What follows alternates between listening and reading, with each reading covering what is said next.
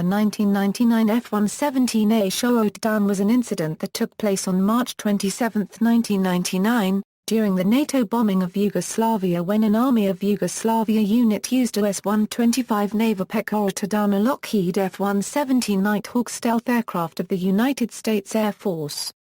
The pilot ejected and was rescued by search and rescue forces. The U.S. Air Force F-117A was developed in the 1970s, entering service in 1983 and officially revealed in 1988. It saw its first combat in 1989 over Panama, and was widely seen as one of the most advanced pieces of U.S. military equipment. At the same time, Yugoslavian air defenses were seen as relatively obsolete. Downing. Unknown to NATO, Yugoslav air defenses operators had found they could detect F-117s with their obsolete Soviet radars after some modifications. In 2005, Colonel Zoltan Dani confirmed this in an interview, suggesting that those modifications involved using long wavelengths, which allowed them to detect the aircraft when the wheel well or bomb bay doors were open.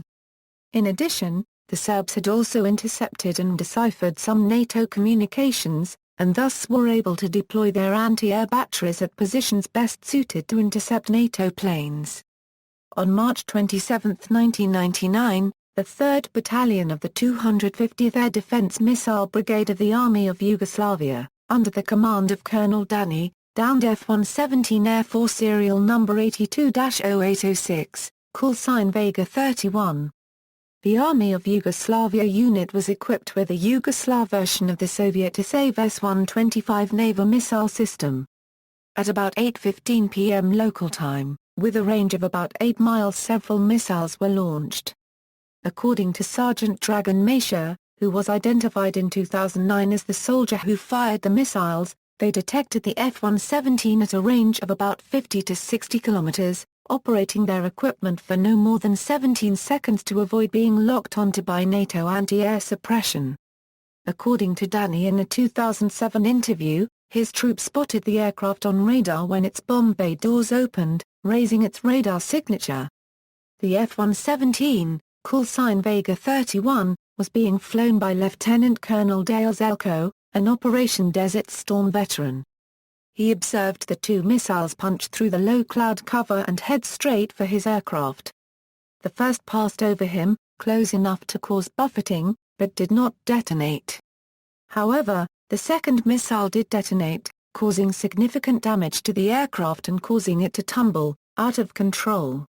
The explosion was large enough to be seen from a KC-135 Stratotanker, flying over Bosnia. Zelko was subject to intense G-forces as the aircraft tumbled and had great difficulty in assuming the correct posture for ejecting.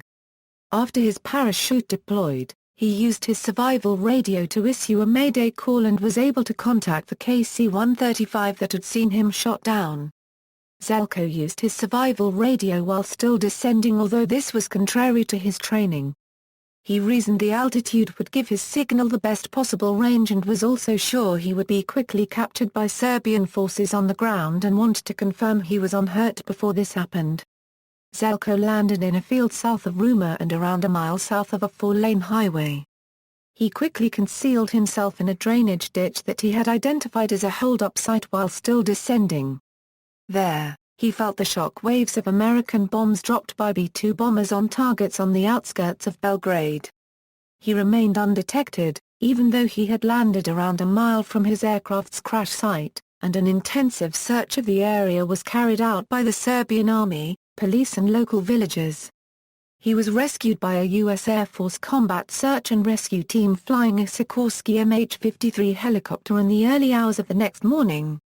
He was initially misidentified in press reports as the name Captain Ken Wisdwell was painted on the aircraft's canopy.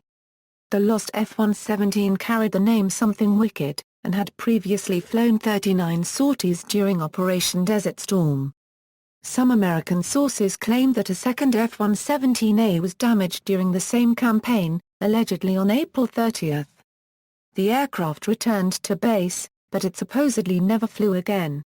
The 250th Air Defense Missile Brigade also shot down a USAF F-16 fighter on May 2, 1999, However, these were the only 2 successes out of the dozens of ground-to-air missiles fired during the conflict.